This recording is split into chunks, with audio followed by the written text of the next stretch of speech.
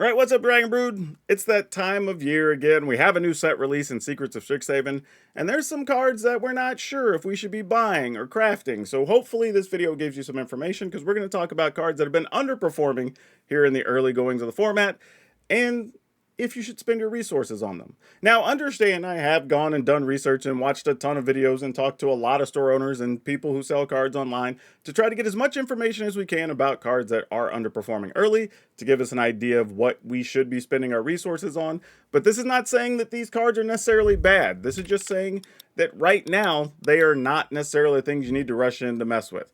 Not saying they won't even be good in a few weeks because the metagame changes, because that always happens. Stuff comes and goes. We're just trying to give you information, and don't take this as the one video you should take information from. Matter of fact, we have an accompanying video you should check out of things you should possibly spend your resources on. If you haven't checked that out yet, you should. Like, subscribe, and all that good stuff. But also, just in general, you should be watching multiple videos of people giving you information so you can have the larger pool of knowledge when you're making your decisions on this type of stuff. That being said, let's hop into it and talk about some cards that have maybe been disappointing so far. And let's start with Skycoach Conductor. It's a 3-mana, 2/3 bird pilot with flash, flying, vigilance. This creature enters prepared, and you get all aboard, which lets you exile a thing and return it to the battlefield. But honestly, I think this card still has a chance. It made my list, though, because even playing against it, I think we only saw one real use of it that felt what I would even say good, and the others all felt kind of gimmicky. Now, I do think there's probably a world where a blink deck trying to double trigger, triple trigger all your ETBs is pretty good. Maybe even it uses something like the Airbender's Ascendancy thing. Like, maybe there's got to be something there. I just don't think anybody's quite figured it out yet, at least from what I could find. You know, there's not, even if there's one out there, we need more uses on that to say outright, hey, we should go spend resources on this. Because I feel like this is the type of card that whatever you decide to do, whether you're spending your resources online to craft it or you're spending cash to buy it, I think you're going to end up in a situation where you're kind of dedicated to that deck. And I don't know if that's the thing for everybody. Like, you kind of want the most flexible cards. And right now, this seems like it only goes into one type of deck. So we'll wait and see if that's true or not, but you may want to slow down on this card if you had your hopes up. The Dawning Archaic. This is 10 mana for a 7/7. It's an avatar legend, and this spell's costs 1 less to cast for each instant sorcery in your graveyard. It has reach. Whenever it attacks, you may cast target instant or sorcery card in your graveyard without paying its mana cost. If it would be put in the graveyard, otherwise exile it instead. Now, here's the thing I'll say about this card. It reads very powerful. But we went up against this card, I believe, 3 times now, and people seem to have been testing it, and it has a major drawback that it takes a lot of setup to be able to cast this. Even if you're just, opt, draw and discard, whatever, and you get 4 things, 5 things in your graveyard over the first couple of turns, okay, cool. You still played this for 4 mana if you're lucky, 5 or 6 more realistically, and you did get a 7/7 body with reach. Awesome. The problem is you've done a lot of setup with now no way to protect it. It doesn't have ward or anything else, and it seemingly has just been dying to every random removal spell. Like, yes, dies to removal is such a silly argument. I'm not a fan of it myself, but on a card like this, because it takes so much setup, it needs to do something. Even if just like enters a battlefield, do a thing. And it just doesn't. Now, not to say again that this card's bad or that it won't ever be played. I think it very well could be still. But I think the decks there were just thinking, oh, I'm going to go out, get 4 copies of this, and then it's just going to be the Stone Nuts, and I'm going to have the 7/7 on turn 3, and it just doesn't always end up like that, unfortunately. So I'd be a little careful on this one if you decide to craft it. As a matter of fact, I might pump the brakes at all if I was going to spend mana on it, because I think even now, while you can get these for around $5, they'll probably drop a little lower anyway if you want to buy them in paper, if you just wait a couple weeks. Okay, now this next one, I think this creates a whole conversation, and it's Emeritus of Conflict. It's 1 in a red for a 2/2. It does have first strike. It's a human wizard. Whenever you cast your 3rd spell each turn, this creature becomes prepared. And when it's prepared, you get a lightning bolt, which is just 1 red, instant, deal 3 to a target. Now, before we get to the card specifically, because we have another prepared card on our list, I think we as a community got quickly enamored with, oh, we know what these really cool old spells do, and the fact that I could play it in standard is awesome. And I kind of understand that sentiment. However, when a card comes in like this and you have to have a lot of setup just to get the lightning bolt, not nearly as cool, right? If it came prepared and you got at least one lightning bolt, great. Now you can pay 3 mana for a 2/2 and blast something for 3. Great. We'd have been all about that. But the fact that it's 3 spells is a bit tough because you end up either having to camp on your hand and not use anything, at least from all the examples we saw of people playing with it, or you're hoping you get to do everything all in one turn, right? With it being a 2/2, unfortunately, a lot of times it just dies before you actually get that spell, or you can see the writing on the wall where you end up having to like respond so you can use the spell so you can at least get a lightning bolt and fire it off. And it just forces some weird scenarios. Now, again, I do think there's still a world where this card is playable. I just think we have to find the exact build for it. Initially, I think there were a lot of folks that wanted to just jam this in random mono red piles, but there's a lot of times where mono red decks aren't casting 3 spells in a turn.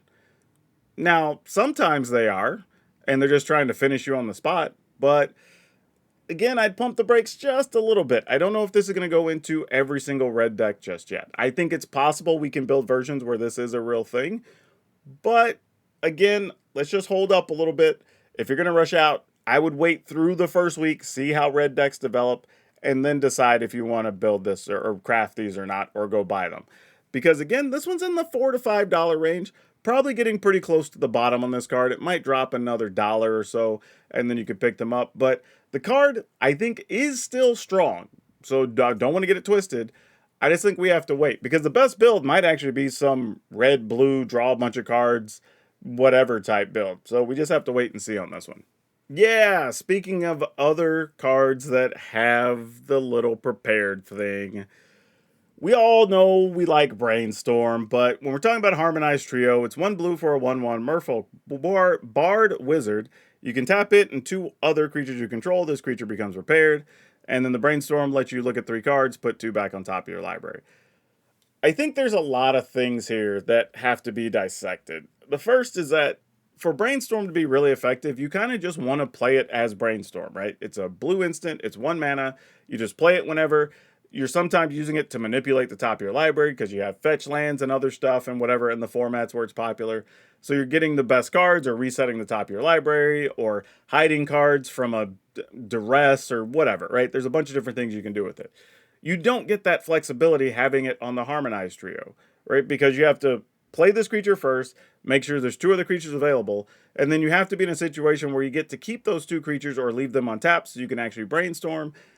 And there's sometimes your opponent goes to target it, and now you're forced into a decision of, do I tap down on my blockers just to be able to Brainstorm, right? So I just don't think we know the best deck for this card yet. Now, I tried it in some red-blue stuff. I've tried it in an actual Merfolk deck, and it was fine. And that's kind of all I can say about it. I didn't see anybody else with a list that I thought it was exceptional. I found other people that were playing it, and they kind of had a lot of the same situations I had. Now, there were some times that like you were ahead and it helped you stay ahead because you were getting the best cards off the top of your library all the time and whatever, and that's all fine and good. But that's kind of all I can say about it. And I think we're also playing creatures. You're trying to be more aggressive, not just sit back on things. So it's kind of a weird card. Again, I like it. I like the ability to play Brainstorm. I just don't think, like, this is just really far away from being Brainstorm, I guess, is the issue. So yeah, if you're going to craft this one, this is another one I say I would hold off on. Granted, if you're going to buy them in paper, you want to experiment, go for it, because there's a lot of sites that have these for like $1. So I think you're going to do fine. Like you're not really going to lose any money on these. But if you're having to craft them on Arena, I would go ahead and just spend your wild cards on something else. Man, I just realized I did this. We have 3 prepared cards in a row. But Jadzi, Steward of Fate. 2 and a blue for a 2/4 human wizard. This one does enter prepared, mind you, so it doesn't require any setup. And when it enters, you draw 2, then discard 2 cards. Now it has Oracle's Gift, that is XX blue. You create an X00, or you create X00 green and blue fractal creature tokens, then put +1/+1 counters on them for each fractal you control. So the way it's worded is, if you were to spend 5 mana where X equals 2, you make 2 0/0 fractals, and then they would each get 2 counters because you own 2 fractals. Or if you had more, technically they would get more counters. I will say this for this card. Being able to just draw and discard is fine, right? It's 3 mana, 2/4. Not terrible, no abilities or anything. It's just fine. But getting to draw 2, then discard 2, you can use it to fill up your graveyard or do any such things like that. And then, coincidentally, maybe you just make one fractal sometimes, so you have another blocker. So I'm not going to say this card is particularly bad. I just realized this was off-center on screen for y'all. Let's fix that. But in general, I don't think this thing goes into enough decks right now that I would spend a lot of resources on it. Again, I think if you're going to build this in paper, you can find versions for 50 cents to $1, so there I think it's fine. I just think when you're having to craft it and spend actual resources online on Arena, I think there's going to be better cards you can actually put into your decks. Now, if you are playing the fractal thing, then obviously this is a thing you go ahead and play 1 or 2 copies of, because just banking more fractals will be right along with your game plan. Granted, we don't know how powerful that is yet. So far, playing the fractal stuff has not looked super exceptional, except for where you have a card that just does a cool thing that happens to produce a fractal. But a fractal-based deck, so far, has not performed great, at least from what I could find. So I would hold off in that regard and just wait and see if we can figure out, or I guess, solve the puzzle in this whole fractal thing, and then maybe it might be worth it. But otherwise, you're mostly going to see this card in decks where, like, the fractal side is probably just a bonus. But even then, if you want to play something that draws and discards, we have the Scholar that's a 2/2 flyer for the same cost and is more of a nuisance to your opponent. So I'm not even sure this makes its way into those types of lists. Yeah, so let's talk about this on Pox Plague. Now, first off, it's a 5 black mana, so it's black, black, black, black, black. So you're playing in a mostly black deck or black, blue, where all your lands can produce black, that type of thing. Each player loses half their life, then discards half the cards in their hand, then sacrifices half the permanents they control of their choice, round down each time. I mean, I saw some people trying to use this in the lose half your life combo-y type decks that black has. But we already have several cards that can just make somebody lose half their life. You don't really need this.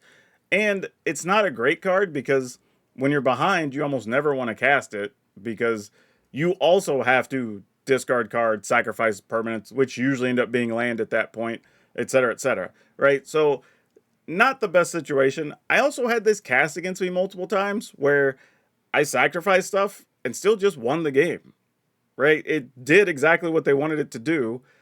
As long as they didn't have something that cared about you losing half your life all in one chunk, it was like, all right, well, let's just off some things and I'll just keep my couple of threats. And then that's all it took. The other part of this too is you can actually do this in a way where if you're at an odd number of life, you round down so you actually don't lose enough to be half your life, which is very weird. So you can actually still stay alive in some scenarios. So it's just a weird card in general. And I think the market also agrees because you can pick these up for $1 or less in a lot of places. So the market also says that this card isn't something that people are chasing after or believe in right now. And I'm kind of with them. I think it's a very cool card. It's worded in a fun way. It does some crazy things. But at the end of the day, even when it does the thing you want to do, it's not even necessarily good enough to win. And that's kind of crazy when you're having your opponent lose half of everything. Okay, Mana Sculpt is an interesting one. It's 1 blue blue, counter target spell. If you control a wizard, add an amount of mana equal to that amount to of the spell at the beginning of your next main phase. Now, what this means is if you counter something that costs 3, you get 3 colorless mana next turn to spend, but only if you have a wizard. Now, I did play this in a Merfolk deck where I had some wizards, and I saw a couple other people messing around with this, but the value, it's a tough thing because the value of this card is hard to measure because you need both enough wizards to make it reasonable, right? So probably, I don't know, 10 or 12 wizards in the deck, so you at least have one on the battlefield. Maybe other things that count as wizards or whatever the case may be. But then you also need a way to spend the mana, right? So if you have a bunch of colored pips in your casting cost in your deck, that also means you're not going to often have a lot of ways to use this extra mana. So that's, But I do think the card is still good and still playable. I think right now we're in a situation of how many times is it better than 3 steps ahead, right? 2 things that cost 3 blue mana, or 3 mana with 2 blue to be able to counter a spell. when you almost always later in the game can get upside from the 3 steps ahead, right? Whether that's draw and discard or copy a thing, those matter in more cases than we want to really admit, I think, in a lot of cases when comparing these two cards. Now, being able to just outright counter anything for 3 mana, fine, but we do have a lot of ways to do that. So we need to have a build specifically where that extra mana and having the number of wizards both come into effect, right? So is this card playable? Absolutely. If you have to pick it up in paper, fine. You can probably find $2 copies out there. Go for it. I don't think it's going to be into the world. However, I think for now, in most builds, you're probably still going to be fine playing 3 steps ahead over this. But, again, that caveat, if you are playing something with enough wizards, and you have ways to spend the mana, I'd at least experiment with a couple of copies. But I wouldn't go crazy and just say, hey, oh, this is the best new counter, I need 4 of this. I think that discussion is way off the rails. Like, we need to rein it in a bit. This card is good, but it's not that good. Wisdom of Ages, 4 blue, blue, blue. This card really mostly just made my list. I mean, let me finish. It's a sorcery. Return all instant sorcery cards from your graveyard to your hand. You have no maximum hand size for the rest of the game. Exile this card. I think I saw a few decks that were trying to use this, but almost inevitably, when they used it, it kind of just didn't matter. They were already in some situation where they'd already drawn a bunch of cards or had mana to do a bunch of different things. So this was just like a luxury one-of to put into a deck. It's like, yeah, you could cast it and spend the 7 mana to get other stuff, but you're probably fine even if you don't have it. But as a one-of, I guess, sure, if you're playing the style of deck that can take advantage of it. Maybe some control deck with loot and a bunch of draw spells and the resonating loot, not loot the creature. But if you're doing that, then sure, go ahead. There's probably a way to take advantage of this. But right now, I would slow your roll, wouldn't go crazy on it. And again, I think the market backs this up because there's a lot of sites where you can get this for 50 cents or less. And that says, hey, this isn't a card people are going to be playing a lot of copies of in a deck. It's probably a one-of where it shows up in most cases.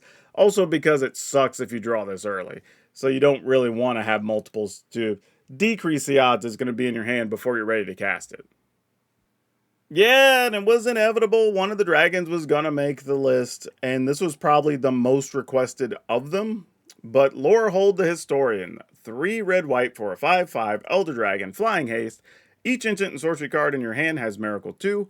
At the beginning of each opponent's upkeep, you may discard and draw a card, discard if you do draw a card.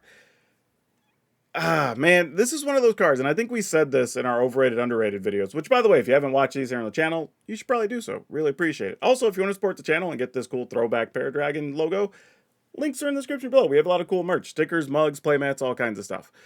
But this is one of those cards where I think the first line of text, Flying and Haste, awesome. The last paragraph of text, at the beginning of each of your opponent's upkeep, you may discard a card if you do draw a card. Very good. And can lend itself to a lot of different builds. However, I think people are excited about that middle paragraph, and no one that I could find had found a way to really take advantage of this in Standard. And it's a little tough because you're in a situation where you would have to build a deck that probably doesn't have a ton of creatures, but is playing the dragon, but also playing enough spells that cost realistically 4 or more, so you can get a significant discount of just paying 2 mana for them, and have that work out somehow, right? I don't know what that looks like. Because if we're playing a lot of just spells, and then all we have is the dragon, well, the dragon's probably just going to die whatever your opponent's removal is because they've not had to use it on anything else, right? And also, if we're playing the type of deck, like, why would we really care? Because they're only going to be cheaper when they have the dragon, so you can't just load up on 4s and 5s and 6s to cast. Like, you need them to be regularly castable things in the meantime. So I'm not really sure what that build looks like. I mean, I kind of hate the argument of like, this card's made for a commander, because I think any card is a commander card in a lot of ways. Whole separate discussion. But in this particular case, I think having this not as a commander card, but particularly as your commander, would allow you to build around it. I think when you have to draw it, get it into play some way, then take advantage of it, it becomes a whole different discussion. So yeah, this is one that I would totally wait until the community's figured something out or whatever, or I guess if you crack the code, go for it. But right now, we have seen, to my knowledge, no real working list where this was super exceptional. So yeah, definitely hold off on this one. But I will say this, I did have to scrounge a little bit to find some cards to put on this list. I think generally the cards we thought weren't that good, and the cards we thought were good, were good. But if you do want some other information for cards that you should consider playing if you're deck building, check out that other video where we have things that have been overperforming, and maybe you should consider those when you're deck building right now. Also, don't forget to like, subscribe, do all the things that make the dings. You can check out all the upcoming videos with our single card strategies, other fun stuff, and our daily gameplay, because we have over 6 years of consecutive videos here on the YouTube channel that you should check out. But that's all I have you for now. We'll see you next time.